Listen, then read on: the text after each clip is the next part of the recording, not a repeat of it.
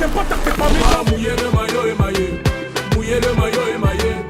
Mouiller le maillot émaillé. Ah, mouiller le maillot émaillé. Un négro fait du trap rock. Perso, je n'ai pas de barrière. Je suis violent comme sud de l'Italie. Mafieux comme les Trapattoni. C'est Fico de la paix. J'ai compté du pif, j'avais pas lire. Alors moi c'est Genda. Voilà, c'est mon nom de famille. Connu sous Christopher Genda aussi, en tant que compositeur. Et j'ai commencé la musique à l'âge de 12 ans. Voilà, j'ai commencé par rapper, j'ai fait du conservatoire. Ensuite, je me suis mis à la compo sur Fruity Loops. Vers l'âge de 11-12 ans, j'avais un petit synthétiseur qui traînait dans la maison. Je ne sais même pas comment il est arrivé, mais il était là. Et je me suis mis à pianoter dessus en autodidacte. Voilà, on a enchaîné les petites notes jusqu'à... En tapant du premier doigt comme ça, en ajoutant 2 doigts, 3 doigts, une main, après 2 mains et en se mettant à l'aise. Et après, j'ai demandé à mes parents qui m'inscrivent au conservatoire pour la guitare. Donc j'ai fait 1 an et demi de conservatoire. Pour moi, le solfège, c'était trop scolaire. Alors que moi, je suis autodidacte, j'aime bien toucher, apprendre, aller plus vite que la musique, quoi. C'était trop, ça ressemblait trop à l'école et c'était trop une fois dans la semaine. Moi, j'avais besoin de faire la musique tous les jours. Au début, j'étais en mode, vas-y, ça chauffe le crâne, mais en fait, avec les années, avec l'expérience, la maturité, limite, je les regrette. Limite, j'aurais dû pousser dedans, quoi, pour être encore plus frais dedans, quoi. Au tout début, comment j'ai commencé la musique, il y a eu ça, le fait que je commence le piano à la maison. En fait, on avait une petite embrouille de quartier. Et il y a un grand à moi qui me disait, au lieu de vous taper entre vous, là, pourquoi vous ne faites pas un clash, un texte de rap? Et du coup, on a écrit un clash avec des potes, avec Archie, Dirty et tout. Et voilà, ça a commencé comme ça. Hein. Mes 8 premières mesures, c'était un clash. Ça toque à la porte, ça fait pas par-là-bas. On est pris en photo par des paparazzi.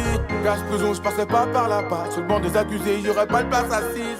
2005, c'est une année assez complexe. Je perds mon frère.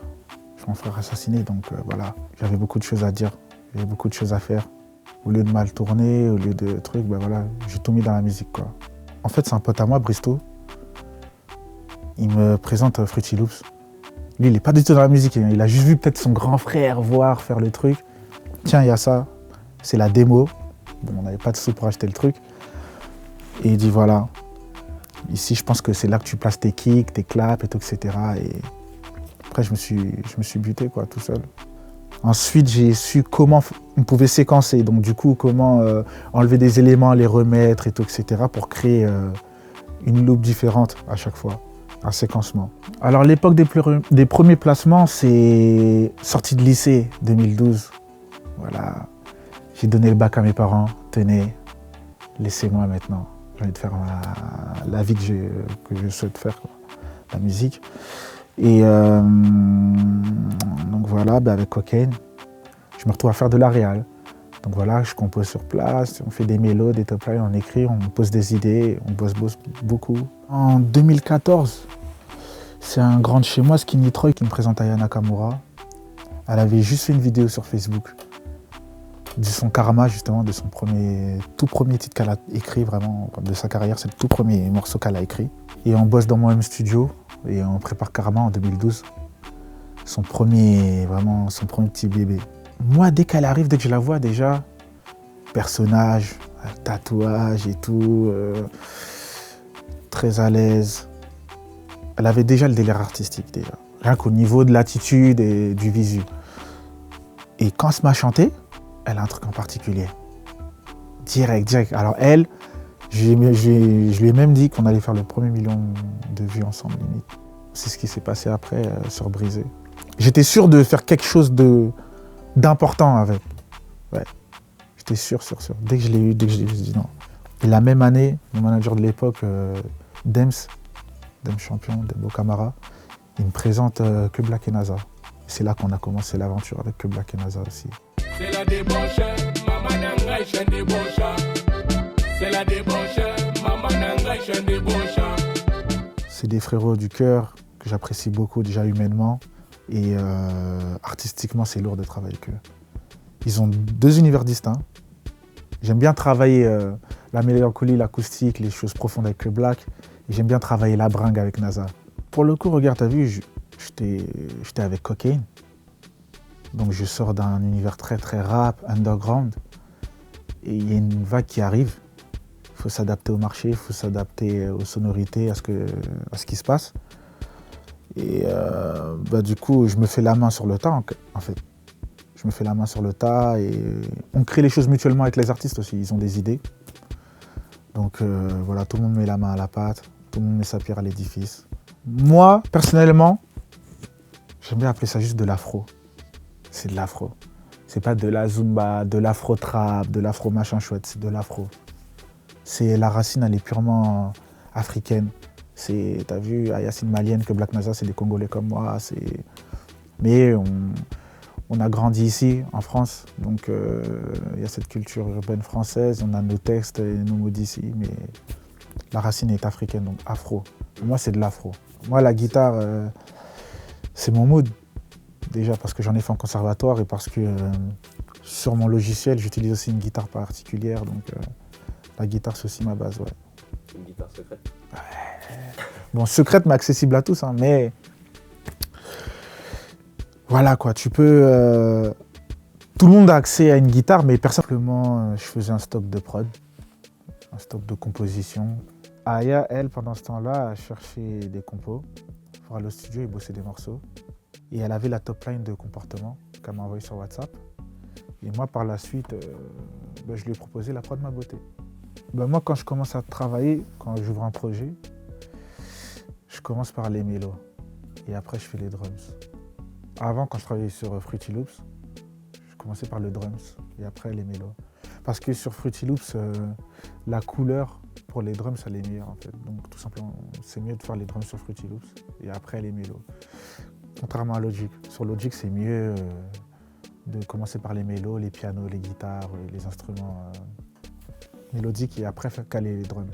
Et donc voilà, du coup, quand j'ai fait la prod de Ma Beauté, qui est comportement aujourd'hui, j'ai commencé par la guitare, tout simplement.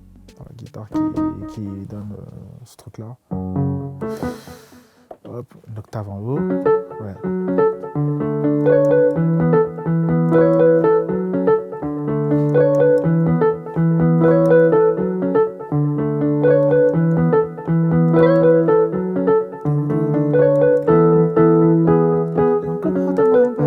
Donc voilà, ça donne ce truc-là.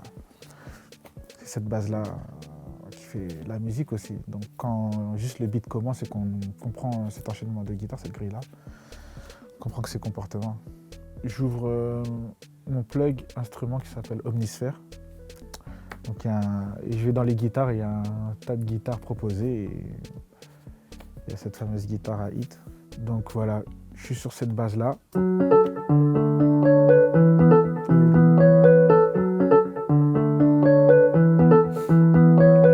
Donc après, c'est une prod qui est à la fois simple et efficace. Alors quand on commence ce genre de morceau, ce qui est important, c'est le songwriting. Base mélodique, il faut qu'elle soit puissante. On sent déjà qu'il y a un truc. Donc là, en l'occurrence, sur cette guitare, on sent qu'il y a un mouvement assez particulier, quoi. Donc il suffit juste de placer, par exemple, un kick droit. Boum, boum, boum. Que j'ai pris, c'est un kick droit qui est dans le drum kit de Vibe Beats. Voilà, qui a son drum kit et j'ai pris un pied de ce mec-là, quoi. Tout simplement. Voilà. Ensuite, pareil, toujours Vibe Beats. Parce que c'était le drum kit que j'aimais beaucoup utiliser à l'époque pour faire mes drums. Donc je prenais son snare. Donc je fais pa, pa, pa, pa, pa, pa, pa, chaloupé. Quelques petites percussions autour pour maquiller, des bongos, des shirley.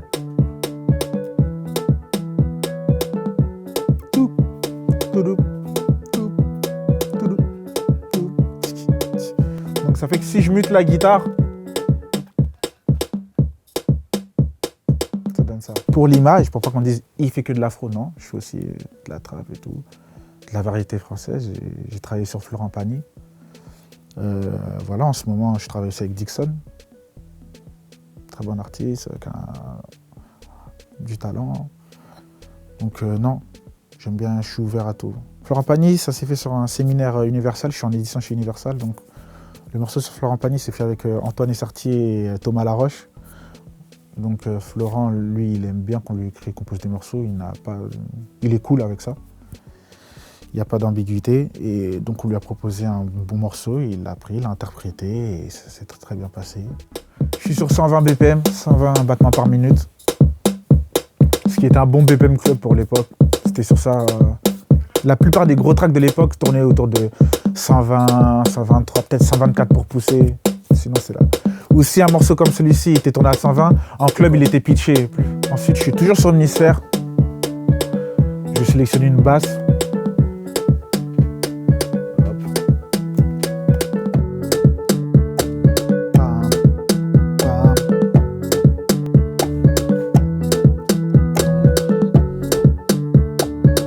Simple, efficace.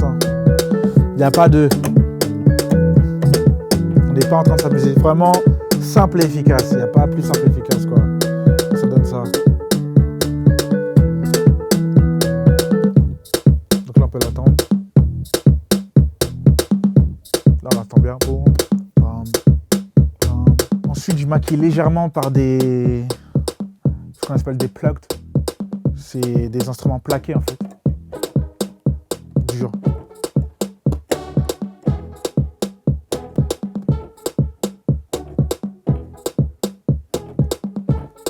Tout simplement. Vraiment, c'est une instru très simple et efficace. Le groove, il est déjà dans les percus, par exemple. Donc, il fallait que je laisse de l'espace pour une basse. Le groove, il est aussi dans le jeu de guitare. Donc, trop de groove tue le groove aussi. Donc, chaque instrument a... On va dire chaque instrument a sa consigne. Voilà. Comme dans un orchestre, quoi. Elle écrit déjà ses morceaux. Beaucoup. En tout cas, beaucoup de morceaux sur lesquels on a bossé, elle avait déjà écrit. Très peu où on a coécrit. Et j'aime bien lui laisser poser les choses. Et après, moi, derrière, je découpe. Non, là, c'est passé au refrain, là, au pré-refrain. Donc, comme ça, après, moi, je peux vite faire le bidouillage, quoi. Quand on est à la séance studio, on fait un Facebook Live où on tease un peu le morceau. Et elle n'avait jamais eu autant de retours, autant de vues sur un live sur ses réseaux sociaux. Donc on a senti le coup. À ce moment-là, il se passe quelque chose, oui. Parce qu'il y a le morceau d'Aya qui fait boom. Je travaille avec Black NASA aussi en même temps, on sort des morceaux. Donc il y a une hype qui se crée. Il y a quelque chose de sympa qui se crée autour de moi, ça s'enchaîne, les coups de fil, les séances, on aimerait avoir ta couleur, on aimerait bosser avec toi, etc. Donc, les portes s'ouvrent. Dieu merci, les portes s'ouvrent. J'ai eu beaucoup de bons moments en fait en studio aussi. Donc, t'as pas des moments de tristesse ou autre, mais t'as des moments aussi qui te touchent. Quand t'es dans la séance, t'as des moments de joie, t'as des moments où c'est la guerre. Donc tout est relatif avec les artistes en fait, que ce soit avec Niska, ou avec Aya, ou avec Black, ou avec Daza, tu vois. Ou même quand je faisais des samples avec Salva, tu vois. Les mélos, comme d'hab, on commence par les mélos, je sais pas, on va bidouiller.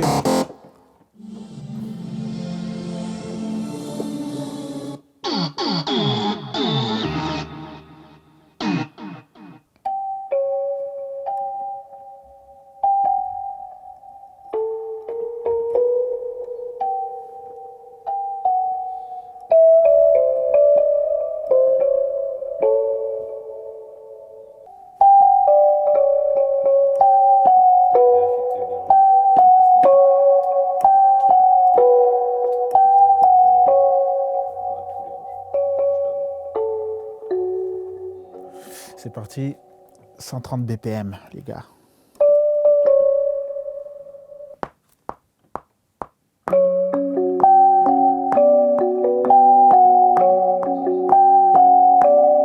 Là, je suis parti dans Omnisphère et je suis allé dans les bells, les cloches.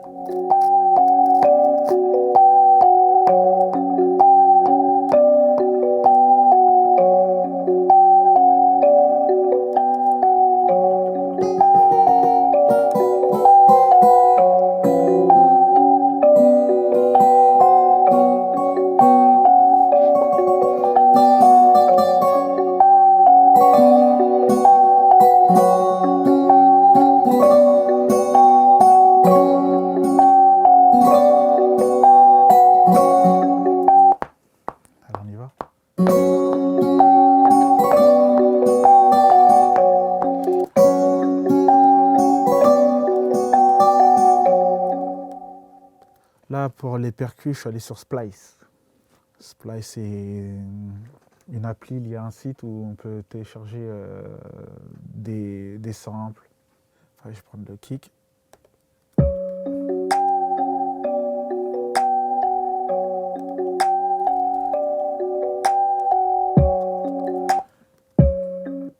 Je vais utiliser un petit snare, enfin, en guise de percu.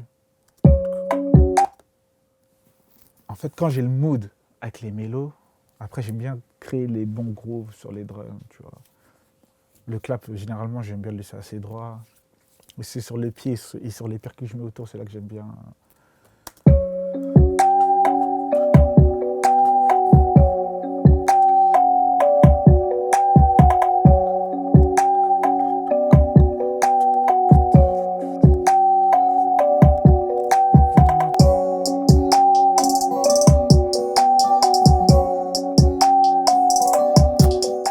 Sur Contact. Je vais utiliser une banque de sons qui s'appelle Trap Mafia, vu qu'on est là sur de la trap.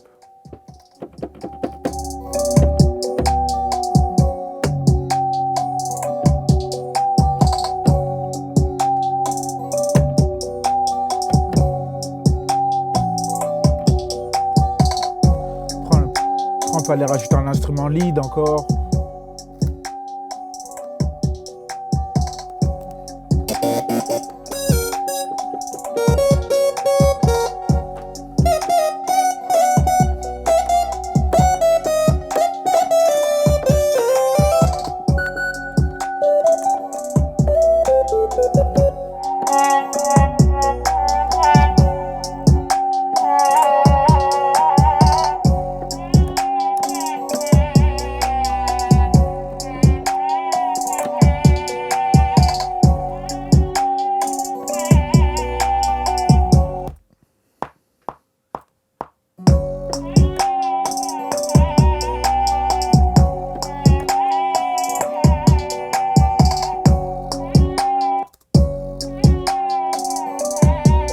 Et ça, c'est un détail crucial dans ce morceau. Parce que les gens vont assez retenir quand même. C'est un détail que... C'est quoi? Ça sonne à l'ancienne. Toi, tu le ressens comme la Jamaïque. Moi, je peux le ressentir comme un espèce de violon de la mode, d'Italie encore. Je reviens sur le... Tu vois? Moi, personnellement, dans l'avenir, j'aimerais, bien sûr, atteindre un marché international, variété et tout. Je suis ouvert à tout. Pas de barrière d'esprit, pas de frontières. La musique, c'est universel, c'est un partage. Je ne vais pas me cantonner, je ne vais pas rester dans une zone de confort aussi non plus. J'aime le défi, donc c'est important, quoi. J'ai commencé mon premier single avec Hiro, donc on a écrit, composé. Il y a le morceau avec Dabs et Boleman. Et tout doucement, on va arriver tout seul en solo. C'est une envie perso et c'est une suite logique aussi. Voilà. Pour ceux qui me connaissent, qui me suivent, voilà, c'est une suite logique. Venez envoyer des prods, vous venez au studio, on bosse. Je suis ouvert à ça. J'ai envie.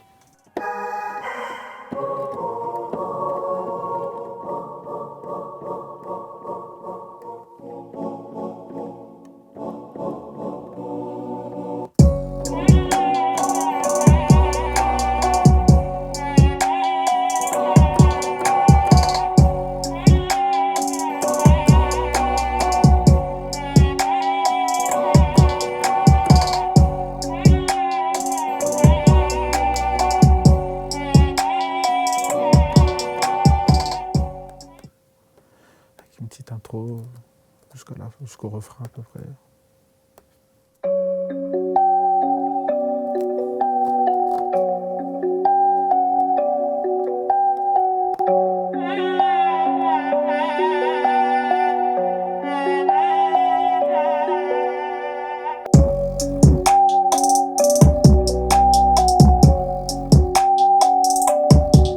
Je la mets dans une grosse sportive dans la voiture. Et je suis sur une opération de rue. T'as capté? En gros, il y a le matériel dans la voiture, on est là et c'est pour les opérations sombres. T'as capté?